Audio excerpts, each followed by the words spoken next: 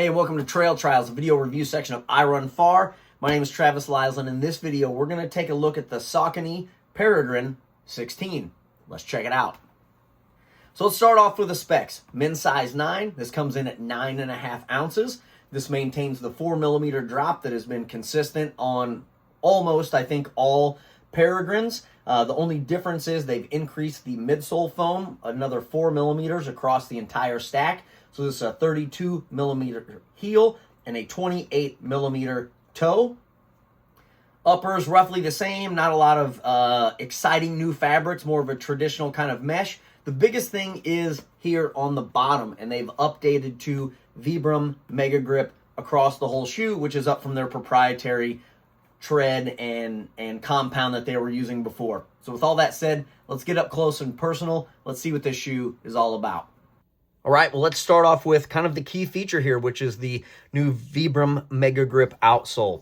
So let's start off just by taking a look here. This is Vibram Mega Grip from heel to toe. This has the traction lugs, which are these tiny little dots all the way around each of the lugs, which is to add surface area, to add more grip. It's hard to tell in practice, like, how much difference this makes, but the concept makes a lot of sense. The more surface area there is to grab onto, the better the traction is going to be. And so that exists along every single lug from the toe all the way to the heel.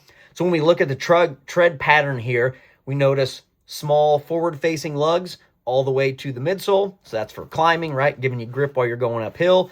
And then reverse-facing lugs on the back so that you can dig your heel in and brake, and all that dirt and mud and gravel and whatever else catches here in the back and slows you down if you need it. When you need traction going downhill.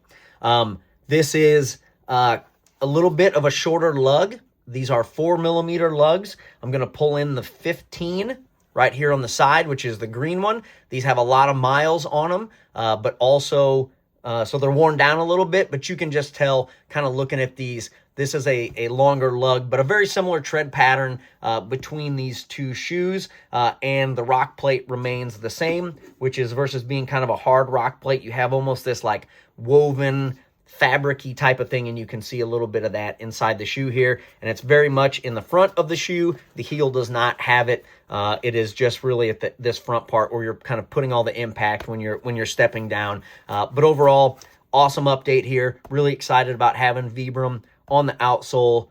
If you're used to Vibram Mega Grip on any of your shoes that you're wearing, you're getting the same kind of performance here. And when you compare that, I'd say, to the older versions, what you're getting is better, let's say, friction. So where these might be on a wooden bridge or something like that that's slimy, these would slide a lot more, where you're getting more sort of stick and grip out of this version here. So pumped about the fact that we've got Vibram on these shoes. Okay, as we move up into the midsole is a little bit thicker for the version 16. Again, it's sort of hard to tell. I can pull this one across. Really what you're looking at here is 4mm of foam all the way across the entire shoe. So in this version 15 and in previous versions, you had a 28 heel and a 24 toe. This one has gone up to 34 and 28. So it's still a low profile shoe by, max shoe or even medium shoe types of standards. This is still low profile, but there is more foam in here, and I'd say it's noticeable. I do feel like it's a more cushioned, more comfortable, and I think you really notice that, or at least I notice it when I'm over rocky terrain. It just absorbs a little bit more. I just felt like a little less sensitive, but not to the point of like no ground feel at all, just a little less sensitive than it was before. This is a power run midsole, so this is not anything crazy, kind of your standard type of midsole foam here. Not even Saucony's high-end type of foam.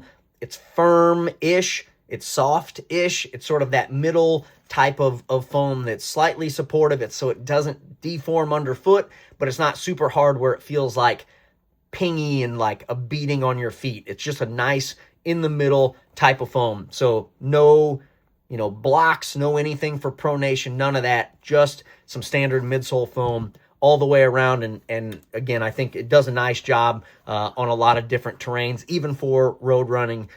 These shoes, I think, do really well, probably a lot because of the weight and the heel to toe drop and all that kind of stuff. It just works well in a lot of scenarios, and I think this foam is holds up good enough over the long term.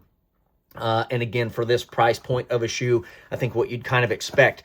Now, something I always talk about here on Saucony Peregrine specifically is this is their higher end foam. And so they put that in their midsole, and this is Power Run Plus, which is what is going on here. And you can kind of look at it. It's more of that more modern foam, sort of looks like styrofoam. You've got all these little dots in here. So this is, I guess, a way to say, like, look, we're going to add in some extra cushioning. We're not going to put that cost in the midsole, which I'm kind of excited about because I think this foam would be too cushy for technical terrain. Again, my own personal preference.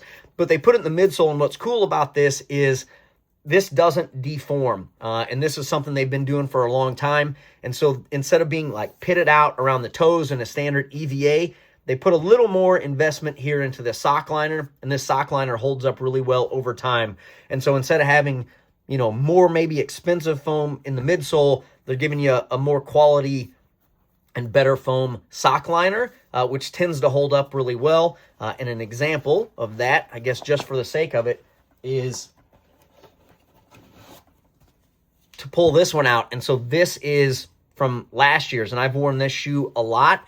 And if you get close, what you'll note is if you pull out a sock liner on most of your shoes, they're going to be pitted out around the toes. They're going to, you know, get a lot thinner. These really hold their shape and form over time, so they just feel more comfortable for longer. And so I really like the fact that Saucony adds that type of sock liner to give it a little extra boost.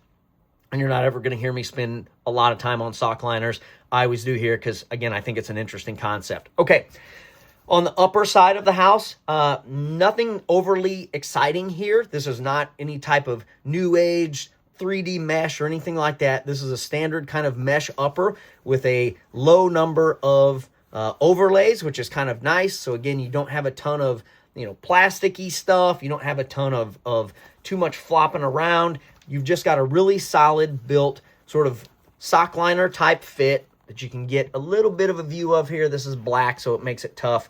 Hopefully there's some contrast there that you can get on these laces that goes down basically to here, so the tongue is attached. Really, the entire lace cage, the tongue has got a little spandexy feel, so when you slide your foot in, it's got a nice wrap to it. Semi-padded tongue, so it's not super thick, but it's definitely thicker than a lot of stuff that's on the market. And then on the inside of the shoe, not a whole lot going on. This is just a well-bit, slightly wider, I would say, than in previous versions. Upper that gives a little better feel, I think. So if your previous versions were tight and a little bit too much, this has got a good feel to it. Nice laces here that lock down, reinforced. Again, nothing, you know, metal, no plastic, just a lot of these sort of overlay types of things. And so you have this set here, which is going to help cinch the shoe down to your foot. There is not any type of anything on the inside here that pulls this down to the midsole that you see in a lot of other shoes. Just I think a well-built and sturdy enough kind of all the way around that keeps your foot locked in without having a bunch of gimmicks. And then the toe box is a little bit wider, I'd say, on this version. And when I pull in this sort of top one, it doesn't seem like that much, but I do think it's sort of widened out and a little bit taller than in previous versions, and a little bit more breathable too. So you see just less of this plasticky stuff. So a little more breathable, a little more wide. And then just from a toe cap standpoint, real standard stuff here. Super strong point at the apex here. And then as we roll around back to the heel, this is a structured heel. There is, you know, a plastic cup or something along those lines in the back, but it feels good. Nice padded cushion. Again, not overly anything on this shoe. Very much sort of middling, and I don't mean that in a bad way. I just mean that more as a middling cushion. Middling, nothing's overbuilt, but it also doesn't feel like anything is underbuilt. In closing, I've got a soft spot for this shoe and always have. I think when sort of low and fast shoes started becoming a thing, Saucony was in that. They've gone through some iterations over the years in terms of this shoe, and I think this is striking a nice balance between that sort of old, low and flat ground feel and some of that newer, a little bit more cushion, a little bit more longevity in terms of time on feet and comfort. And then, of course, updating to a really modern compound that we see obviously across the industry on lots and lots of shoes, Hoka's, Nike's, and now Saucony with Vibram as well. And so I'm excited. I like this shoe. All the runs I've been in it have been so far so good. No complaints. It feels like I want it to. It's low to the ground. It's got cushion. It grips well. It's got a nice upper feel for my type of foot and the type of running that I like to do, but also think you can wear it a lot. And really, it comes in at $145. And so is there a ton of like extra fancy things on this shoe? There isn't.